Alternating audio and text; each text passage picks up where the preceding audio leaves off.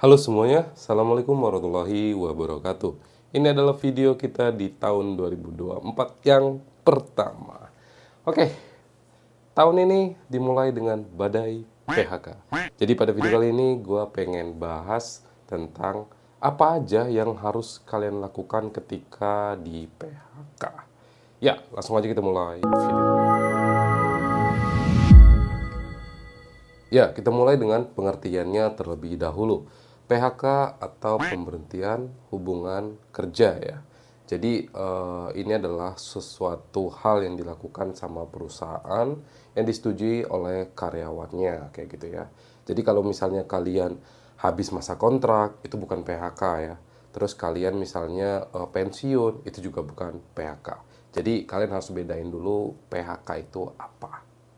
Tips yang pertama adalah amankan berkas dari perusahaannya, seperti SPT. Ya, apalagi kalau kalian layoff-nya di Januari ya atau PHK-nya, berarti kalian harus tetap melaporkan pajak kalian di tahun yang lalu.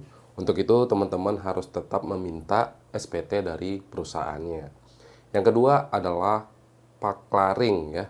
Nah, ini digunakan untuk mengklaim BPJS TK. Jadi setiap kita kerja, itu selalu ada uang yang diberikan oleh perusahaan ke BPJS TK. Dan kita juga ada. Jadi ada persenannya gitu. Nah, kalau kalian kerja udah 1 tahun lebih, 2 tahun lah ya, seharusnya itu udah lebih dari gaji pokok kalian yang terima biasanya, isi dari BPJS TK itu. Nah, untuk lebih detailnya, teman-teman bisa buka aplikasi BPJS TK via Play Store ataupun iOS. Yang kedua adalah benefit. Nah, ada hubungannya sama paklaring yang tadi. Jadi kalau udah ada, teman-teman bisa klaim BPJS TK-nya ya. Dimana biasanya itu baru bisa klaim setelah plus 1 bulan. Nah, kalau saran saya sih klaim aja ya sebelum kalian lanjut ke tempat kerja. Hitung-hitung ya kalian bisa istirahat dulu ya kan ya. Yang kedua adalah JKP. Nah, BPJS itu sebenarnya terdiri beberapa bagian ya. Yang kedua itu ada JKP. Jadi teman-teman bisa buka aplikasi BPJS TK-nya atau tanya HR, kalian terdaftar atau enggak. Jadi sistemnya JKP itu kayak gini teman-teman. Jadi kalian bakalan dapat uang dan beberapa hal lainnya gitu ya selama 6 bulan. 3 bulan pertama itu 45% dari gaji.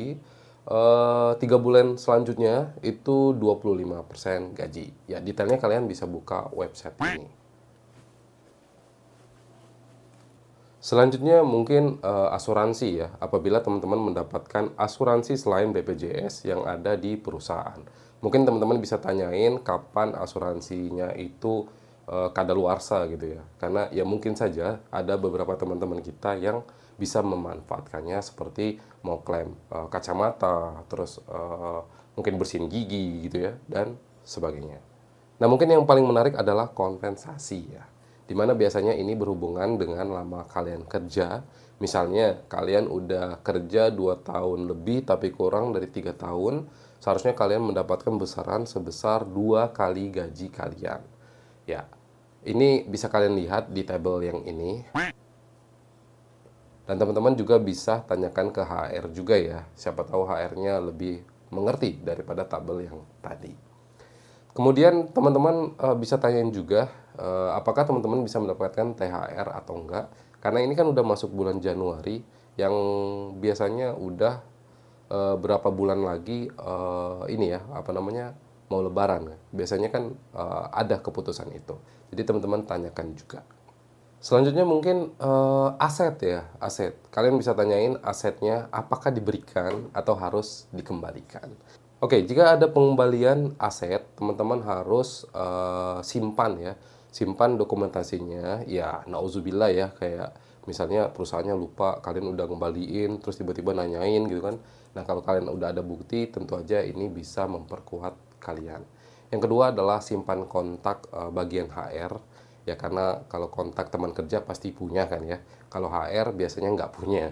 Nah, minta kontak ini untuk menanyakan yang poin 1 tadi, yaitu paklaring sama SPT apabila belum diberikan kayak gitu. Buatlah grup gitu ya, yang sesama terdampak gitu.